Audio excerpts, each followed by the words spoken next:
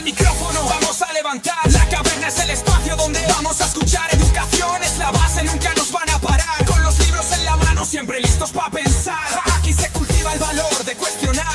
No es solo aprender, es aprender a dudar. Sentido crítico lo que nos hace avanzar. Porque pensar por uno mismo es la forma de volar. Bienvenidos a la caverna, el lugar de la verdad, de la verdad, donde la mente se... Bueno, estamos en la caverna de IES La Marisma, en el estudio Aula de Comunicación Jesús Quintero, con los alumnos de Psicología, y vamos a tratar hoy una especialidad de psicología, que es la psicología clínica. Lo hicisteis muy bien con psicología educativa, nos encantó la charla con lo que tuvimos con ellos, habéis hecho magníficas preguntas, no van a entrar todas porque tenemos una cuestión de tiempo, pero son todas magníficas. Prefiero que sea un debate con ella, con Cecilia de la Corte. Hola, ¿qué tal? Muy buenas. Compañera, colaboradora en la cadena SER, profesora de la universidad desde hace muy poquito, así que enhorabuena. Y también miembro del 112 de atención directa de la Junta de Andalucía, ¿no? Son los que van en primera línea cuando hay alguna catástrofe, alguna situación difícil, temas también de suicidio, etcétera. Así que yo no voy a liarme con el currículum porque lo tienes muy amplio. Más tu gabinete psicológico, ¿no? Bueno, pues ya está, vamos a hacer una charla. Creo que empezaba Yuleika ahí un poquito con la bienvenida y adelante. Bienvenidos a la Caverna de Unirradio, un espacio especial grabado del Instituto IES La Marisma, en el aula de comunicación Jesús Quintero, con la participación de algunos alumnos de segundo bachillerato. En esta ocasión tenemos el placer de presentar a la psicóloga clínica doña Cecilia de la Corte. Un gusto. Muy buenas, gracias por contar conmigo en esta mañana, así que para mí es un placer estar aquí. Igualmente, le haremos algunas preguntas relacionadas con su especialidad y sobre todo ofrecer ideas y herramientas que todos podamos aplicar para cuidar nuestra salud mental. Bueno, pues a nosotros nos gustaría empezar por saber cuál ha sido tu trayectoria y tus motivaciones personales para entender qué impulsó a una persona a dedicar su vida profesional a esto. Por eso nos gustaría preguntarte qué le motivó a especializarse en psicología clínica, si hubo algún detonante o un momento clave de su vida que la impulsó a elegir esta especialidad.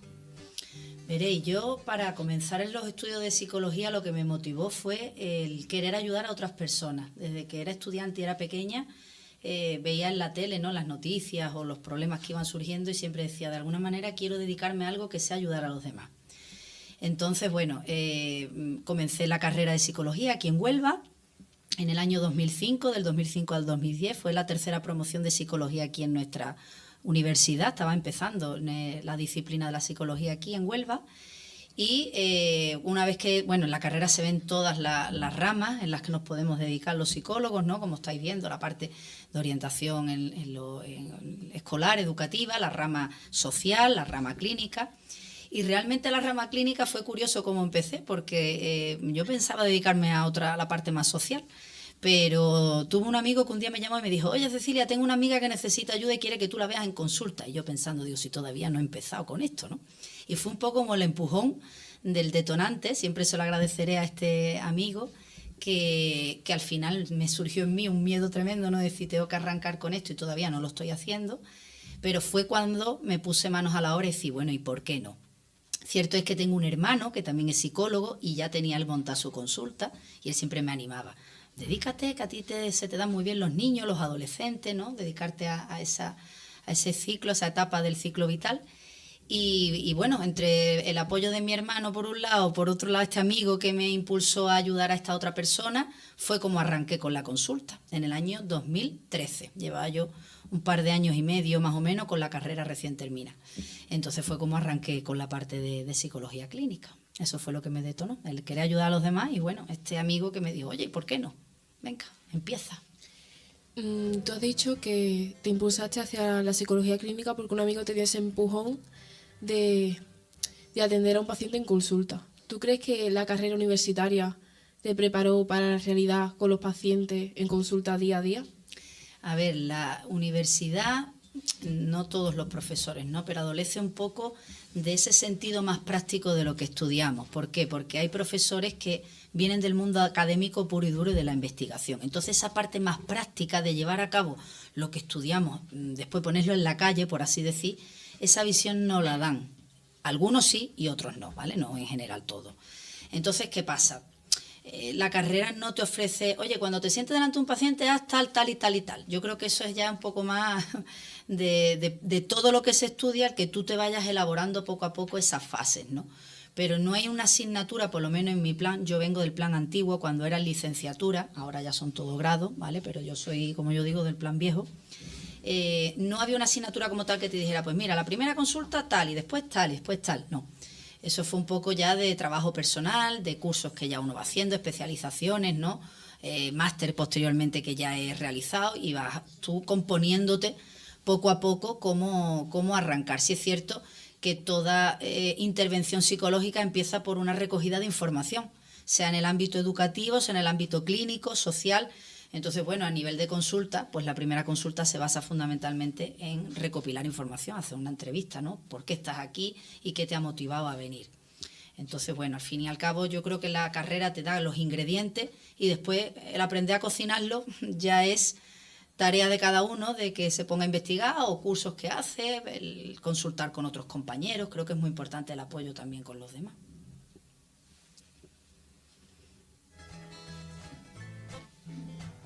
Y también nos gustaría, como para comprender cómo funciona una terapia realmente, nos gustaría saber cómo se desarrolla la primera sesión con un paciente nuevo para establecer la confianza. Esa pregunta cuando la leí me pareció muy interesante porque gran parte del éxito de una terapia en psicología es lo que llamamos la alianza terapéutica, establecer una buena alianza, es decir, que la persona se sienta en un ambiente cómodo, como yo digo, el buen rollo, ¿no? Que transmitimos. Todos los profesionales no transmitimos el mismo buen rollo, cada uno en su disciplina. Te estabais diciendo que Fran es el mejor profesor de este instituto, ¿no? Porque él transmite buen rollo. Bueno, pues los psicólogos, como en cualquier sector, ¿no?, de la vida, ¿qué rollo le transmitimos a la persona que acude? Si no se siente a gusto, si no se siente en un ambiente de confianza, es imposible que la terapia funcione. Entonces, ya aquí entra un poco los valores personales de cada uno. Podemos aprender mucho, saber mucho sobre psicología, pero ese lado más humano, el que tú hagas que esa persona cuando entra por las puertas de tu consulta se sienta cómoda, se sienta, porque además el primer día va uno con muchos nervios. No sé si alguna vez alguno habéis ido a un psicólogo, pero cuando yo, siendo psicóloga, he tenido que asistir a un psicólogo por momentos difíciles en mi vida, sentarse en el otro lado es muy complicado y los nervios te comen y tú dices, Dios mío, ¿por dónde empiezo? Si mi cabeza ahora mismo es un lío tremendo, ¿no? Entonces, el que la persona te lo haga cómodo, que te mire, que tenga una actitud receptiva, ¿no? Ese lenguaje no verbal que es muy importante también, que te reciba con una sonrisa, que haya un ambiente cálido. A mí me gusta en la consulta controlar la luz que hay, ¿no? Que no sea una luz incómoda, los olores, la confidencialidad, que mis pacientes, ¿no?, por entender, ¿no?, aunque no usamos esa palabra como tal en sí, ¿no?, pero que no se crucen entre ellos. Nadie sabe quién está dentro ni quién está esperando en la sala de espera, no se ven. O sea, hay mucha privacidad para que la persona se sienta cómoda. Yo creo que tener en cuenta todos esos ingredientes son básicos para poder establecer una buena alianza terapéutica. No obstante, siempre digo en la primera cita, si no te da buen rollo, ¿no?, si no te has sentido a gusto, piénsatelo y si no, consulta con otra persona, porque ese ingrediente es básico para todo lo que vamos a hacer después. ¿Y cuáles son el tipo de problemas que tú sueles tratar con más frecuencia en la consulta? Es bastante amplio, pero veréis, me estoy encontrando, además, ya llevo, pues fijaos, van para 14, 15 años ya con la consulta abierta, ¿no? Fundamentalmente yo he visto un deterioro en cuestión de problemas de comportamiento. Padres o familias que no saben manejar las etapas por las que pasan sus hijos, ya sea en la infancia o sea en la adolescencia. Entonces se generan muchos problemas en la convivencia y muchos conflictos. Entonces la modificación de conducta, por así decir, sería una de las principales demandas que yo me encuentro, ¿no? Familias que dicen, no puedo más con mi hijo, me tiene desesperado, yo no sé qué hacer, no sé cómo llegar a él. Yo creo que eso es uno de los problemas más importantes que atiendo. Y también problemas de ansiedad, o sea, el manejo de las emociones más desagradables, ¿no? Ya sea por rupturas de pareja, ya sea por problemas laborales, por cambios de algún tipo en la vida, la pérdida de un familiar. O sea, yo pienso que ese estrés y esa ansiedad propia de ciertos cambios que tenemos a lo largo de la vida no la sabemos manejar. Ahora sentimos emociones desagradables y ya de momento estamos todo el mundo desbordados, ¿no? Entonces quizá la modificación de conducta y en la gestión de la ansiedad y de esos cambios, ¿no?, que se producen a lo largo de la vida serían dos de los principales motivos. Perfecto. A mí me gustaría saber qué estrategias o pasos sigues si sientes que una terapia no está funcionando. También me pareció una pregunta muy interesante. Veréis, yo cuando una persona viene y tenemos esa primera consulta donde recopilamos información y hacemos una entrevista, ¿vale?, le planteo que establezca sus propios objetivos. ¿Para qué quieres que te sirva esta consulta, esta terapia? Y además les digo que lo haga en casa tranquilamente, ¿vale?, que coja un folio y que escriba los objetivos que espera conseguir. ¿Por qué? Porque lo primero tenemos que ajustar los objetivos a que sean realistas. Eliminar la ansiedad, eso no es realista. ¿Por qué? Porque no se trata de eliminarla, se trata de aprender a controlarla, ¿vale? Entonces, esos objetivos yo los reviso periódicamente para ver si estamos avanzando en cuestión de lo que es nuestra intervención. Cuando yo veo que esos objetivos se han cumplido, yo soy la primera que le digo al paciente, oye, pues mira, ya lo que te trajo aquí a consulta ya lo hemos conseguido. O te marcas nuevos objetivos o aquí ya paramos la intervención. Si yo veo, de hecho ayer me pasó, justo ayer, con una chica que ya lleva bastante tiempo, me decía, Cecilia, es que en algunas cosas me siento estancada, tal, y yo fui la primera que le dije, vamos a buscar, o sea, tómate un tiempo, piensa qué tipo de ayuda necesitas ahora. En psicología lo estaréis estudiando, hay muchas formas de intervenir, que es lo guay de nuestra disciplina, ¿no? Entonces, ¿qué tipo de intervención sería la más ajustada a las necesidades que estás teniendo ahora? Y yo misma te ayudo a buscar cualquier compañero o compañera que te facilite eso. O sea, yo creo que hay que ser sensato para saber cuándo empezar a intervenir y cuándo debemos de dar un paso atrás, bien porque la persona ha conseguido sus objetivos o bien porque realmente no avanza en lo que nosotros esperábamos. Pero siempre partimos de esos objetivos que nos ayudan a ir evaluando si estamos avanzando o no. Y desde su experiencia profesional, ¿cuáles son los casos que para usted presentó mayor complejidad o dificultad resolverlos? Recuerdo un caso que llevaba poquitos años de una chica que necesitaba atención a domicilio porque era un caso de agorafobia, ¿vale? No sé si lo habréis estudiado, pero bueno, al final es el miedo a los espacios abiertos, a salir de su casa, a estar en contacto con otras personas. Cuando yo llegué a esa casa con mi maletita, ¿no?, con mi maletín, recuerdo que era una chica que estaba prácticamente postrada en un sofá, ni siquiera dormía en la cama, para que os hagáis una idea. Tenía 4 o 5 gatos que habían sido su salvavidas en todo ese tiempo y no salía de casa, ¿vale? Había puesto muchísimo peso. Entonces, claro, aquella situación, aquel caso lo recuerdo como un reto. Yo decía, Dios mío, ¿por dónde voy a tirar yo para poder sacar a esta persona de donde está? ¿Vale? Porque su sensación era que se mareaba, que se iba a caer. Entonces, en el momento en el que se quería levantar era como, no puedo. Entonces cada vez había ido yendo a menos, hasta que estaba en esa situación. Entonces aquello para mí fue un grandísimo reto. O sea, yo cuando puso esa chica un pie conmigo en la calle, y además yo ahí me aventuré, ¿no? Lo que es también la juventud, que tú dices, me tiro para adelante con todo, la juventud y el amor por nuestra vocación, que yo creo que es muy importante. Y yo la monté en el coche y me la llevé a la playa, vio la playa después de tanto tiempo. Recuerdo que otro de los días me la llevé a las Colombinas, coincidió en la época del verano, y fuimos a las Colombinas, nos montamos juntas en un cacharrito. O sea, esas sensaciones, vivirlas desde hacía tanto tiempo atrás, digamos, por primera vez otra vez con ella, de la mano, ayudándola a controlar la ansiedad, ayudándola a controlar esos pensamientos intrusivos. O sea, fue tan bonito que yo lo recuerdo como un caso en todos estos años de top, ¿no? En el top one de los que intervino. ¿Y hay alguna diferencia en la cual cuando tratas con pacientes, si son niños, adolescentes o adultos, cambian? Cambia mucho, porque el adulto viene con la idea muy clara. Cecilia, normalmente, también hay gente que dice, es que me pasa un poco de todo, no sé por dónde empezar. Pero normalmente viene con la idea clara de qué es lo que le pasa o qué es lo que le gustaría conseguir, ¿vale? El niño y el adolescente viene más arrastrado por la familia. Hay adolescentes que vienen de motus propios que lo piden, oye, a su familia, ¿no? Quiero ir al psicólogo, llévame. Y a lo mejor ni siquiera la familia sabe el por qué y se lo cuenta al psicólogo. Pero hay otros casos donde vienen un poco forzados. Y los niños también. Entonces, el primer paso en la intervención es generar la demanda. Es hacerle entender lo primero que es un psicólogo, porque muchos todavía siguen pensando que aquí no estamos locos para venir, ¿no? Eso es otro de los asuntos también que creo que comentabais. Pero después es generar la demanda. ¿Para qué estás aquí? ¿En qué te puedo yo ayudar?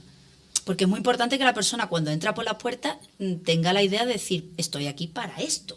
Entonces el adulto lo trae muy claro, pero los niños y los adolescentes ese es el primer paso que tenemos que establecer.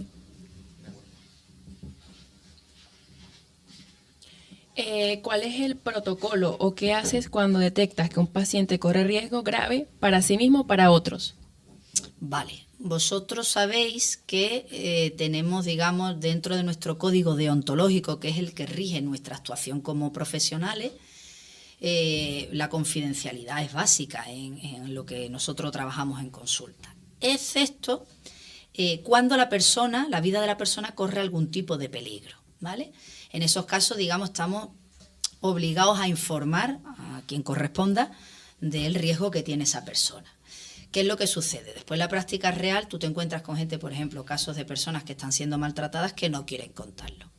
Entonces, claro, ahí entra la disyuntiva de decir, ¿qué hago? Me voy a la policía y cuento lo que le está pasando, pero entonces esta persona estoy también violando, ¿no?, su intimidad de no querer contarlo. Entonces, me pasó en una ocasión una mujer en concreto que su marido la maltrataba y ella me lo contaba en consulta. Entonces conseguí, a base de mucho, porque claro, yo no voy corriendo, me voy a la policía, mira lo que me ha contado. Primero lo que intento es que la persona sea la que lo exprese, algún familiar, o yo incluso acompañarla a la policía y que cuente por lo menos, no con idea de denuncia, pero por lo menos que ponga en conocimiento lo que está pasando. Entonces en aquel caso conseguí que se lo contara a su hermana. Porque realmente hacerlo de, digamos, por detrás como una forma un poco violenta. Pero llegados a un riesgo extremo, tendríamos que hacerlo. Sería una obligación nuestra. Por ejemplo, con los adolescentes siempre les digo, ¿no? Digo, veré, aquí podemos hablar de todo y se quedan estas 4 paredes. Pero si tú me cuentas que tu vida corre algún tipo de peligro, por ejemplo, que consumes droga, ¿vale?, que también es un peligro, no es de muerte real inminente, pero a la larga sí. O que estás amenazado por alguien, ¿no? Los casos a lo mejor de bullying, algo así, eso se lo tenemos que contar a tu familia. Decirle, es que yo eso, no te preocupes, yo te ayudo. O si incluso tú no te ves capaz, pues venga, yo te ayudo, hago la avanzadilla y ya después lo hablamos. Que normalmente con los adolescentes siempre funciona bien, ¿eh? Ellos sí están más receptivos a, venga, vale, ya que lo he contado, se lo cuento a mi familia también. Pero es un tema delicado, ¿eh? Además lo comentamos mucho en los grupos nuestros de trabajo, ¿qué hacemos en esos casos? Porque estamos ahí un poco en, lo digo, no respeto a esa persona, pero por otro lado, ¿y si le pasa algo, no? Yo creo que es un tema bastante interesante. Claro, le da el impulso como para que lo cuente a un familiar o hacia usted misma. Exacto. Y ya usted pueda coger un camino ya mejor para él. Claro, es empoderar a la persona, ¿no?, para que sea capaz de contarlo. Un poco de valor. Y acompañarlo. Los psicólogos, nuestra función sobre todo es acompañar a la persona en su proceso, sea lo que sea. Tú has dicho anteriormente que hay pacientes, por ejemplo, que sufren bullying o toman droga, que al principio no quieren contarlo. ¿Cómo tú actúas cuando no te lo quieren contar a ti o en plan se niegan a colaborar o no parecen que quieran recibir ayuda? A ver, todo el que se sienta delante de un psicólogo, una mínima predisposición a ayudarlo tiene, porque si no, no vendría. Además, yo siempre digo, yo obligado no te quiero aquí. Yo quiero que tú te lo pienses cuando viene un adolescente obligado, ¿no? Digo, tú escúchame, hablamos y después de esta consulta ya te lo piensas. El otro día me pasó, no, Cecilia, yo quiero seguir viniendo. Pues ya ahí estamos enganchándolo de que quiere por lo menos venir y contar algo. Claro, cuando a mí no me lo cuentan, yo no sé lo que hay por detrás. Yo puedo ver a lo mejor a una persona, ¿no?, un adolescente enfadado o depresivo, ¿qué hay por detrás? Ahí está la labor del psicólogo, de ir rascando y dar sobre todo esa confianza que hablábamos antes, ¿no?, esa alianza terapéutica para que al final el chico o la chica diga, mira lo que me está pasando.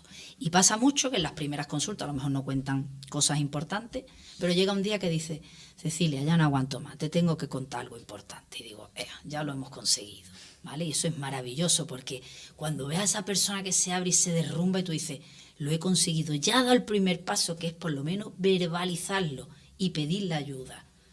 Entonces, cuesta, hay veces que cuesta. De hecho, vamos, me ha pasado muchas ocasiones, pasadas consultas, es cuando se ven capacitados para contar casos de bullying, de droga, de abusos sexuales, muchísimo. Eso en la primera consulta no suele salir. Eso es más adelante, ¿no? ¿No has tenido alguna vez algún caso en el que se hayan abierto a ti después de mucho tiempo y luego se hayan arrepentido de contarlo y vuelvan a cerrarse en banda? ¿Cómo actúas tú cuando vuelven a cerrarse? Pues si te digo la verdad, no se me ha dado a mí personalmente nunca ese caso, porque normalmente la persona en el momento que se abre y siente ese alivio de haber expresado lo que le está pasando en un contexto donde no se le juzga, donde no, o sea, es una visión totalmente objetiva, ¿no? Como yo digo, yo no conozco a nadie de los que tú me estás hablando, ni yo estoy aquí simplemente para acompañarte y ejercer la escucha activa, ¿no? Sin juzgar. Entonces, normalmente cuando la persona se abre, no suele replegarse, al revés. Lo que genera es que vaya al final enlazando con más temas que tiene ahí, como se dice, ¿no? En los cajones guardados. Venga, pues abrimos un cajón y digo, pues ya que he abierto uno, abro 2 y 3 y 4, ¿no? Bueno, a mí ahora me gustaría cambiar un poco el enfoque hacia la perspectiva del paciente.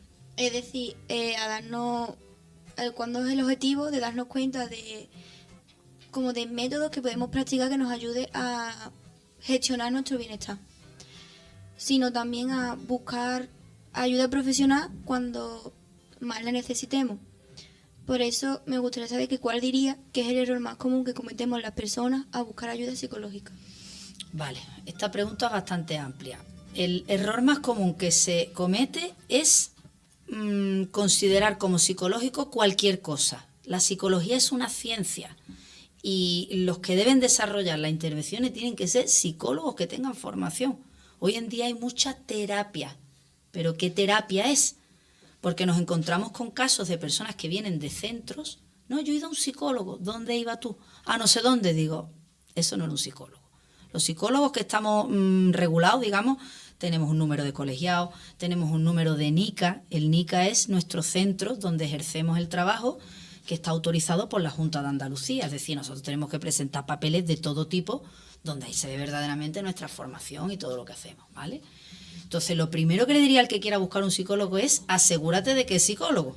No te metas en cualquier terapia, en cualquier centro que te diga que te van a ayudar. O un cursito de coaching de estos de desarrollo personal. Pero eso, ¿quién lo está dando? O sea, es que es muy importante. Muchas veces alguien que no tiene la formación necesaria puede querer ayudar, pero puede querer generar más mal que bien, porque no sabe intervenir y llegar a las cosas como hay que hacerlo. Eso es un proceso. Son 5 años de estudio, bueno, ahora son 4, ¿no?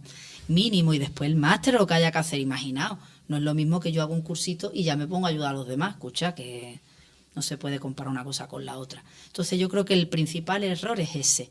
Yo creo que cuando alguien quiera buscar ayuda, lo primero, me meto en la página web del Colegio de Psicólogos y busco en Huelva cuántos hay, las especialidades que tienen, dónde tienen su consulta, porque la gente que está colegiada cumple con los requisitos. Claro, más que nada es asegurarse de quién lo es verdaderamente y de quién no. Exacto, ese es el punto de partida, ¿vale?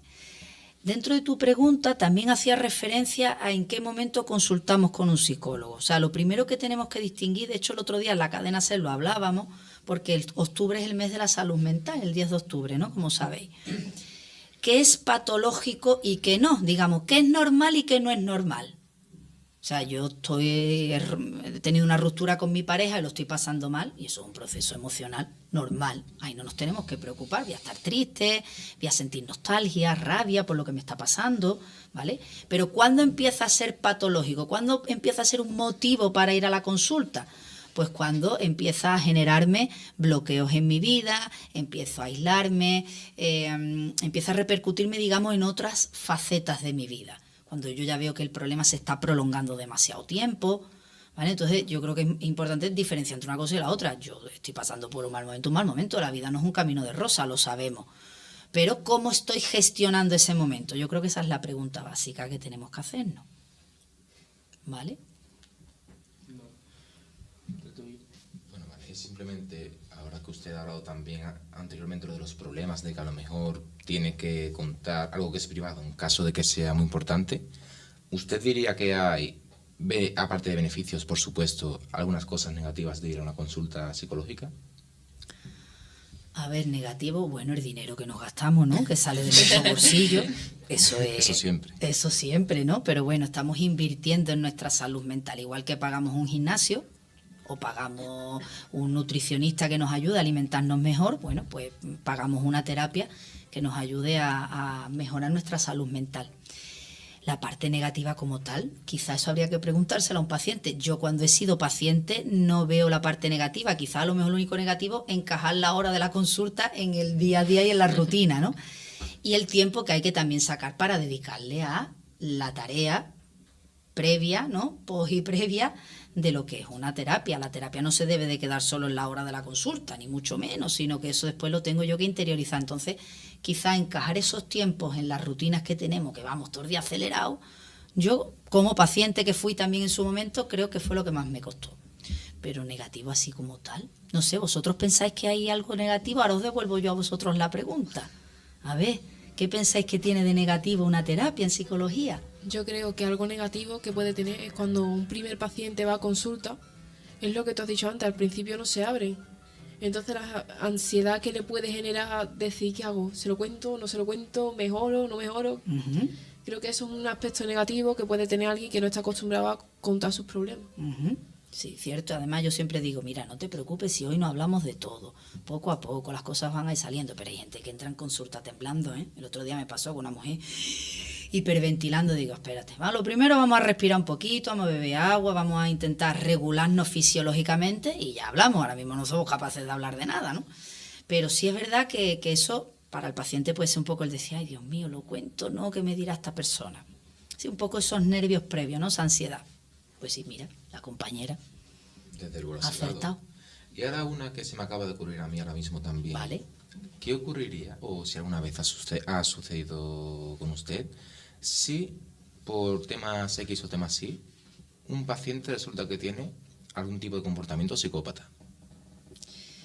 Yo he vivido en todos estos años 2-3 momentos de agarrarme a la silla y decir, Virgencita de Rocío, ampárame, ¿vale? ¿Por qué? Porque viene gente, me acuerdo un chico, que además le tengo mucho cariño, de vez en cuando me escribe al WhatsApp y me encanta que se siga acordando de mí, que consume drogas, ¿vale? Y un día venía en pleno brote psicótico de Cecilia, verás, no agresivo contra mí, pero cuando una persona está en ese estado, tú no sabes por dónde te va a salir, ¿vale? Y él venía con que Putin iba detrás de él, que todo lo que veía en las noticias era por él, que Cecilia, aquí hay cámaras en la consulta, el agua, no, vaya a ser que esté envenenada, me da miedo que te vayan a hacer daño a ti, porque saben que yo vengo aquí, entonces claro, a ver si a ti también te va a pasar algo, y yo, Dios mío, yo me muero antes. Entonces, claro, cuando una persona viene así, tú dices que pega un salto y se tira por la ventana. Ese riesgo está. Entonces son situaciones complicadas porque tú dices, la persona no la voy a sacar de donde está, porque viene en pleno brote. Entonces tu intervención la tienes que ajustar sobre la marcha. Tú tienes un planning en tu papel, pero después tú haces así con el plan y dices, bueno, pues aquí lo que salga salió, ¿no? Pero sí es cierto que, por ejemplo, me acuerdo de una chica que vino por primera vez, que por los comentarios que hacía, yo le insinué que además de la terapia nuestra en psicología, hacía falta un acompañamiento farmacológico. Y esta es la que se levanta. Tú me estás diciendo a mí que yo lo que necesito es un psiquiatra. No quiero más medicación. Estoy harta. Y se puso de pie, se puso a gritarme. Claro, yo me quedé, respiré tranquilamente, tal, no sé qué. Me tiró el dinero en la mesa. Mira, por lo menos me pagó antes de irse. Y pegó un portazo y se fue. Y salí por la puerta y yo empecé a hiperventilar como diciendo, Dios mío, de mi vida lo que acabo de vivir. Porque en ese momento, igual que da un portazo y se va, se tira contra mí. Te quiero decir. ¿Vale? Es la primera vez que yo veo a esa persona. Yo no sé si viene en un estado de haber consumido algo, no sé si viene en pleno brote de algo, no lo sé. Yo lo único que veo es esa reacción agresiva. Entonces, claro, en esos casos uno aprieta los dientes y dice, pues a ver. Ya veo que hay que tener la sangre fría siendo un psicólogo. Por lo menos mucha templanza, porque somos su espejo. Si ella adopta o él ese comportamiento y yo me empiezo a poner nervioso, alzo la voz o lo que sea, imaginaos la que se puede originar. Hay que tener mucho autocontrol siendo psicólogo. Sí. Por esos tipos de pacientes o esa situación en concreto. Incluso, mira, antes Fran, ¿no?, comentaba que yo pertenezco al grupo de psicólogos que intervenimos en emergencia. Imaginaos la templanza que tenemos que tener ahí cuando es una catástrofe que tú dices, ¿por dónde empiezo? Y tú en tu cabeza dices, venga, voy a ordenar mi intervención y voy a ver dónde me puedo focalizar. O sea, eso es básico. Es que si no, entonces, si yo me dejo arrastrar, contagiar por lo que estoy viendo por la persona que tengo enfrente, pues me desbordo también. Claro. Luego también nos gustaría saber ¿qué distinción conceptual tiene la frase no estar bien y estar mal? No estar bien y estar mal. ¿Distinción conceptual a qué te refieres? De que realmente esas palabras tienen varios significados, como por dentro. Porque hay personas que dicen no estoy bien, estoy lo otro, tal. Y luego también hay personas que dicen estoy mal. O sea, esas dos palabras tienen, por lo menos en mi caso, como que dos significados interiores. O sea, significan más o menos lo mismo, pero realmente son significados que lo miras tú realmente por dentro en la palabra y ves que son significados diferentes. A ver, yo creo que estar mal, estamos haciendo referencia a nuestras emociones. Cuando yo digo, ¿cómo te sientes hoy? Mal. ¿Y mal qué? ¿No? Mal, bien. Siento miedo, siento frustración, siento decepción. No sabemos ponerle nombre a las emociones que experimentamos. Tú, una persona dice, estoy mal, pero eso está haciendo referencia a ese momento en concreto, a esta etapa de tu vida, al día de hoy al completo, ¿no? Es cuando digo, tengo un mal día, pero a lo mejor dentro del mal día he tenido momentos positivos. Yo creo que verbalizarlo de esa forma es globalizar un estado emocional que a lo mejor no hace gala a la realidad. Porque yo puedo tener un mal momento en un momento determinado, pero no a lo mejor el día entero, el día tiene 24 horas, ¿no? Pero realmente estoy mal o no me siento bien, no sé, ahí me has pillado un poco con esa pregunta. No te sabría decir conceptualmente, es que al final cada uno expresa las cosas de una manera distinta. Yo creo que es algo más individual, ¿no? Yo creo que mi compañero se refiere a la distinción que has hecho antes de lo que es normal y cuando ya necesitas ayuda. Ajá. Como cuando has dicho una ruptura se pasa mal ahí y ya cuando da la alerta de tener que acudir a ayuda profesional. Creo que es eso a lo que se refería mi amigo. Uh-huh. Como que qué diferencia hay, cómo sé yo identificar cuando tengo que ir a un psicólogo porque no estoy bien o cuando estoy mal y es pasajero y tal. Sí, cuando es pasajero a lo mejor no, o cuando es algo más permanente. Veréis. Lo primero es, ¿ha habido algún hecho que desencadene mi estado emocional? Ese hecho de qué característica es, ha sido una pérdida, estoy estresado por la época de los exámenes. ¿Cómo me está afectando esas emociones en mi día a día? ¿Me está desbordando? ¿Estoy pidiendo ayuda? ¿Me estoy aislando? ¿Están cambiando mis hábitos de alimentación, mis hábitos de sueño, mis relaciones sociales? O sea, yo creo que es importante que entendamos que va a haber momentos en la vida donde lo pasemos mal, insisto, por la circunstancia que sea, pero en el momento en el que ese estoy mal puntualmente me empieza, digamos, esto es como una mancha que se empieza a expandir al resto de aspectos de mi vida, ahí es cuando ya tengo que levantar las orejas y decir, cuidado. ¿Cómo gestiono el malestar? Más que estoy mal o no estoy bien, ¿cómo estoy gestionando este momento que tengo en mi día a día? De hecho, hay una actividad que yo le mando a la gente que digo, vamos a hacer una ITV de mis emociones, ¿no? Igual que el del coche. ¿Cómo estoy gestionando las cosas que me están pasando? Si me siento orgulloso de mí mismo. ¿Qué lenguaje interno estoy teniendo conmigo mismo? O sea, son 4 o 5 preguntas que te ayudan a pararte y decir, espérate, en este momento de mi vida, ¿cómo la estoy gestionando? ¿Vale? Que veo que hay en alguna de las preguntas que se me va, ¿no? Y que realmente me doy cuenta y percibo que no lo estoy haciendo bien, pues entonces a lo mejor me tengo que plantear la ayuda. No hay que esperar a estar desbordado para ir a un psicólogo. Muchas veces la gente viene que es que digo, Dios mío, ¿cómo no has dado el paso antes? Aguantamos. Esto es como el fisio. Tengo una contractura, ay, pero no voy a ir todavía. Y ahora me aparece otra aquí. Bueno, pero y al día que llego voy como un robot. Pues si a la primera contractura hubiera ido, lo hubiéramos resuelto mucho antes. ¿Vale? Pues emocionalmente es igual. Ok, ¿es posible que un trauma, un problema de salud mental, una vez superado, se convierta en una fuente de crecimiento personal? Siempre. De hecho, mi logo es un enreo, un cerebro enreado, y sale una pieza de puzzle. Además lo tengo allí puesto en la pared en la consulta. Digo, tú llegas con el cerebro enreado, tus pensamientos, tus emociones, no sabes ni por dónde empezar. Y de aquí sacamos un aprendizaje. Y en la sala de espera tengo unas piezas de puzzle, que me lo hizo un amigo que se dedica a eso, que además encajan entre ellas, pero están pegadas en la pared, con frases de personas que han pasado por la consulta y que en algún momento de la terapia, pues digamos que han llegado a esa conclusión. Entonces yo, cada vez que dice una frase, digo, párate, tengo un cuadernito, digo, escríbemela y ponme tu nombre. Entonces en la sala de espera hay piezas de puzzle de pacientes que han pasado por allí con su nombre, de aprendizajes que han sacado de su paso por allí. O sea que claro que sí, de todo mal momento se aprende.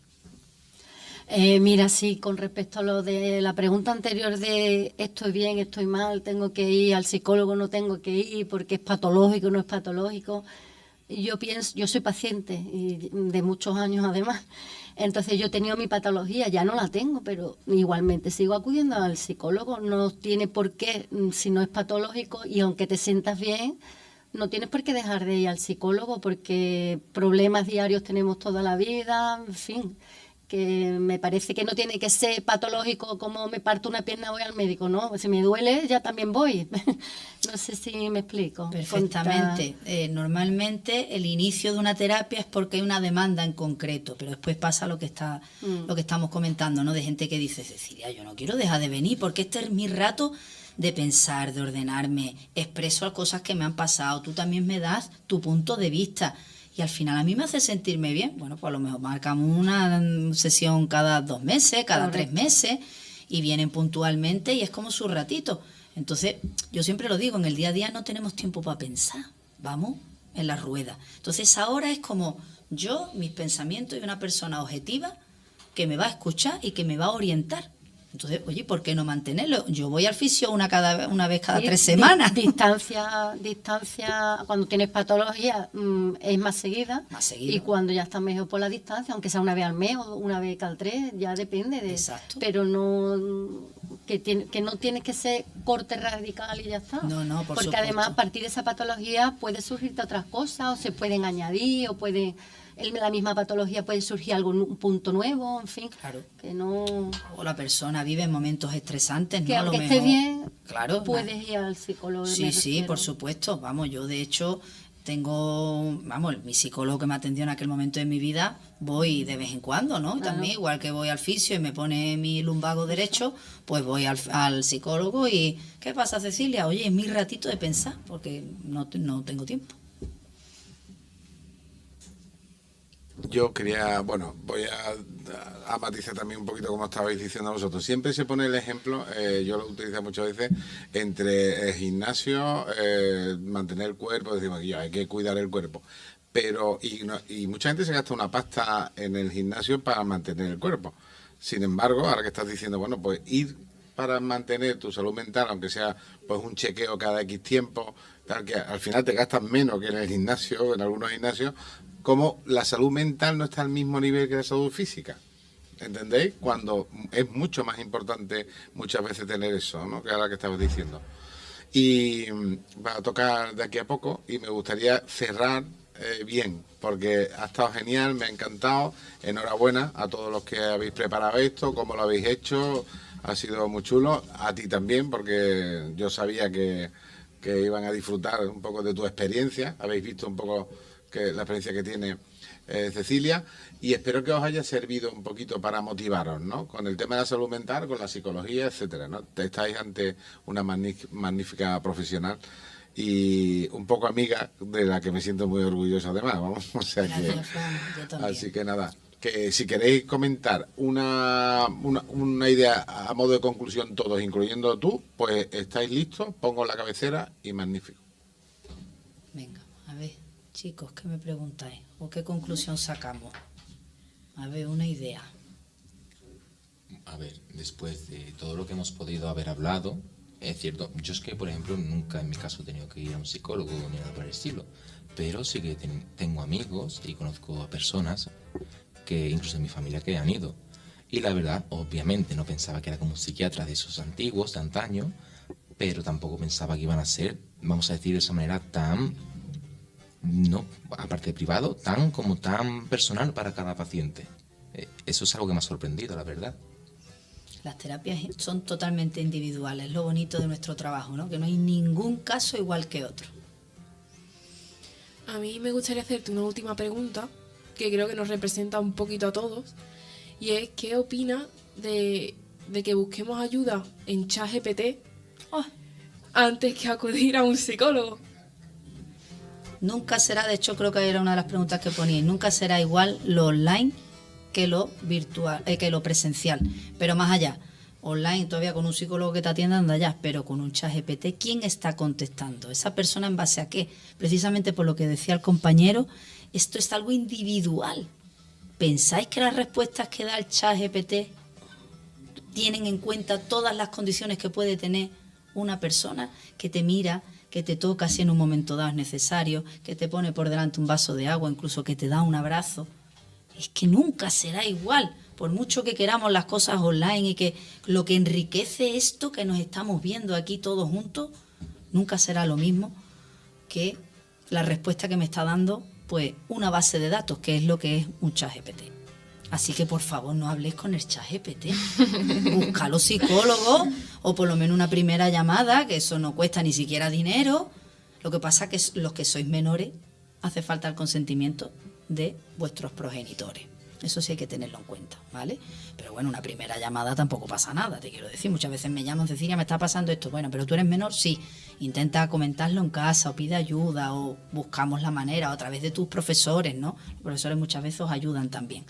Lo que no sois capaces de contar en casa, vuestros referentes educativos, sí sois capaces de hacerlo. ¿Vale? Yo simplemente, bueno, no sé si alguien más quiere hacer alguna... O yo cierro, Fran. ¿Me deja que cierre yo? Si nadie más quiere decir nada, ¿no? Verá, yo simplemente agradeceros muchísimo el que me hayáis invitado.